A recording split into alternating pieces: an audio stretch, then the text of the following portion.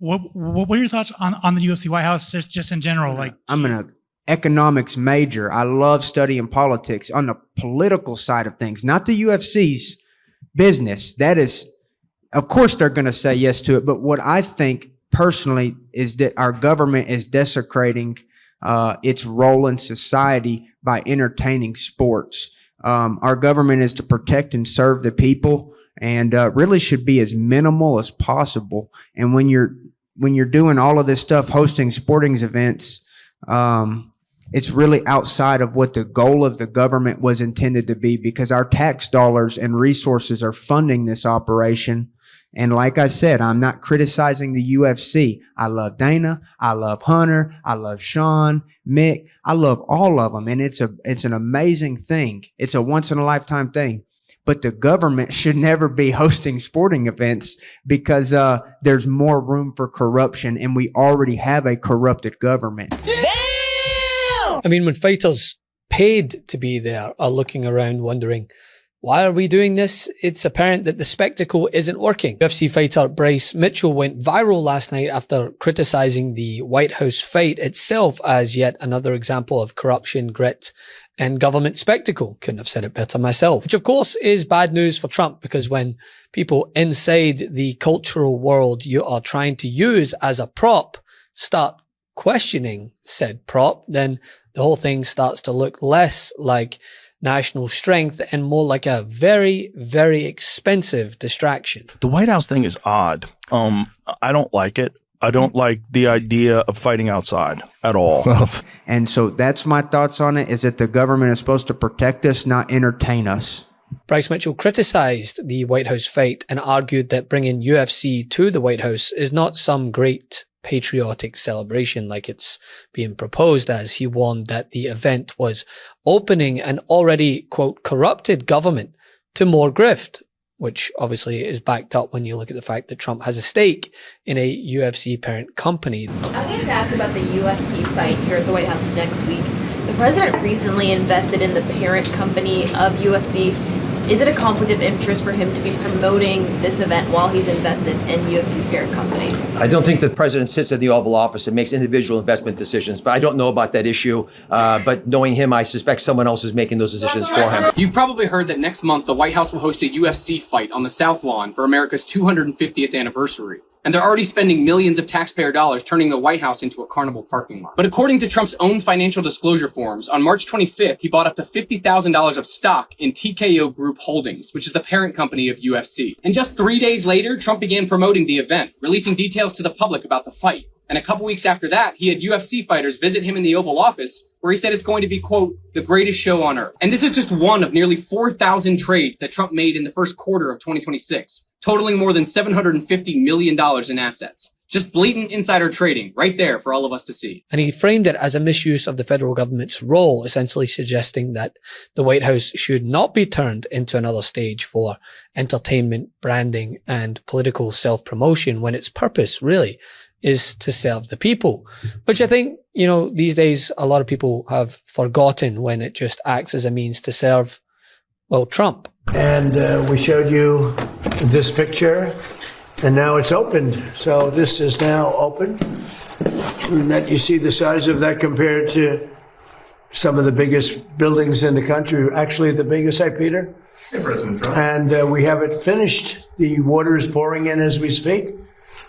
And it matters, right? Because he's not a progressive pundit. He's not a cable news liberal. He's a UFC fighter. That's his job. So when someone from the UFC world looks at this and says that the government is being degraded by the event, that undercuts the entire premise. And not only did he criticize the event, right, but he called into question efforts taken to allegedly suppress freedom of speech, seeing as fellow UFC fighter Sean Strickland took to social media to claim that he's been banned from the event after criticizing President Donald Trump and his long-standing relationship with Israel and Prime Minister Benjamin Netanyahu. Did you see that Sean Strickland got banned from the White House for talking about Israel?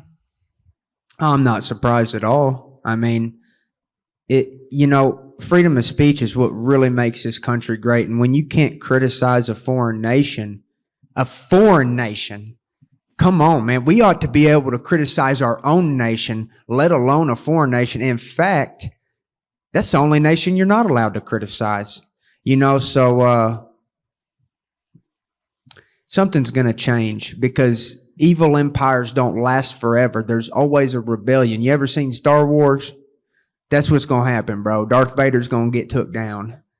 Now, here's a moment I need to pause, right? Because this really winds me up. And it's the response you'll see from one of the headliners fighting, Justin Gaethje, with the ever so predictable rebuttal that daring to call into question the need for a multi-million-dollar spectacle on the White House lawn while most Americans are in debt and struggling to fill up their damn gas tank because of the America last president and his quest to wage a war on Israel's behalf is somehow America hating, when the reality is, and history will prove this, there is nothing more American than dissent. It's quite literally woven into the fabric of this nation. But absolute morons like Justin Gaethje think that bowing to their cult leader, no questions asked, is patriotic while taxpayer dollars are spent on this spectacle, on foreign wars that Trump himself said he would never wage. Our president will start a war with Iran because he has absolutely no ability to negotiate. He's weak and he's ineffective. So the only way he figures that he's going to get reelected, and as sure as you're sitting there, is to start a war with Iran. Now, I'm more militant and more militaristic than the president. I believe in strength.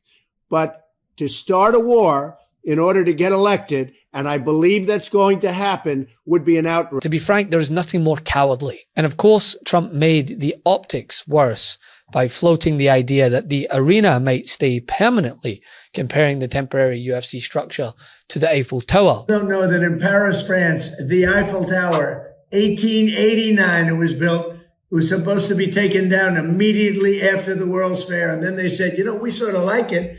Let's leave it up a little bit longer. And then they said, let's leave it up longer and longer and longer. Well, they never took it down. And, you know, we're building something in front of the White House that's quite attractive to a lot of people. It's going to have the big UFC fight on June 14th.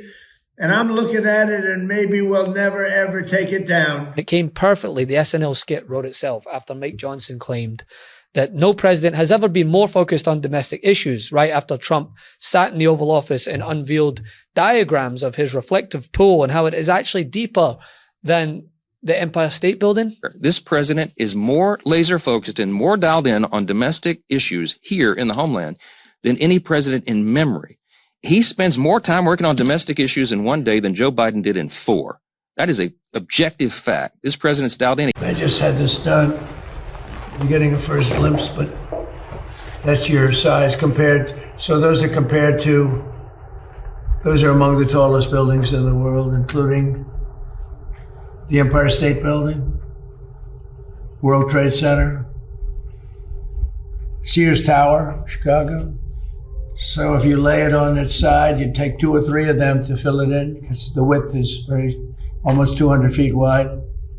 All while Americans are dealing with high prices, medical debt, gas pressure, and an unpopular Iran war, with frustration and deep anxiety on the rise. Don't take that just from me. Go and look at the Fox News polling that shows that voters are overwhelmingly frustrated and believe that the economy is in bad shape, with cost of living ranking as their top concern. Back home, the average price of gas is now above $4 in every single state. And just 5 months ahead of the midterms, new Fox polling shows 58% of respondents say the cost of living is their top economic worry. That's up 8 points from February. And 71% disapprove of the president's performance on the economy. And when that was brought up to Secretary Dissent, everyone ready to drink?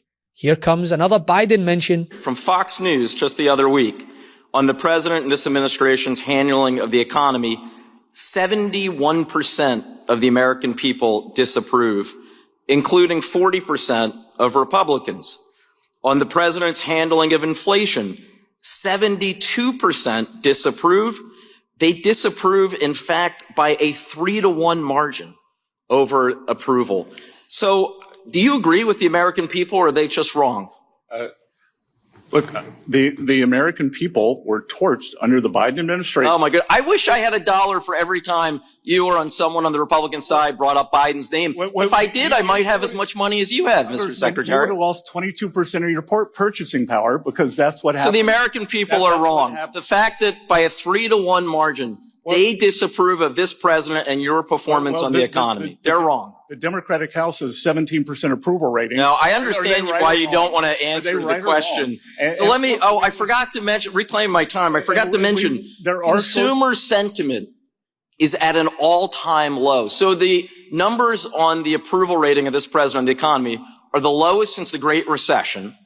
But in terms of consumer sentiment, which actually does measure whether or not people are optimistic about their future, the lowest in the history of a poll that dates back to 1952. Want to stay plugged in? Become a subscriber to our Substack at MeidasTouch.com.